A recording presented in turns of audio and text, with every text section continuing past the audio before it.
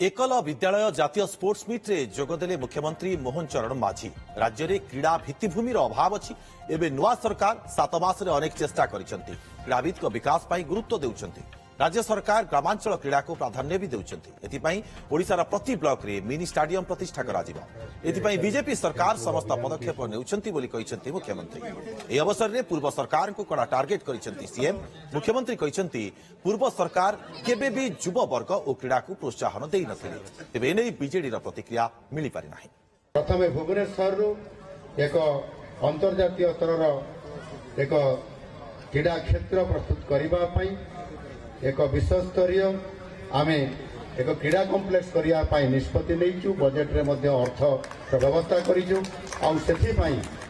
संपूर्ण भाव में क्रीड़ा क्षेत्र को आगू नापी 1315 कोटी टंकार व्यय बराद कर आगु केवे पूर्व सरकार माने केवे भी चिंता करनथिले जे क्रीड़ा क्षेत्र को युव क्षेत्र को प्राधान्य देवा एवं समानंतर क्रीड़ा प्रतिभा को सामना को आनिकरी जातीय स्तर अंतर्जातीय स्तर पर्यंत समान को पहुंचेबा ये काम आज आम सरकार काम करने आरंभ कर मिनी स्टाडियम प्रतिष्ठा करने आम जाऊँ 314 ब्लॉक रे या को करने कैबिनेट मंजूर है।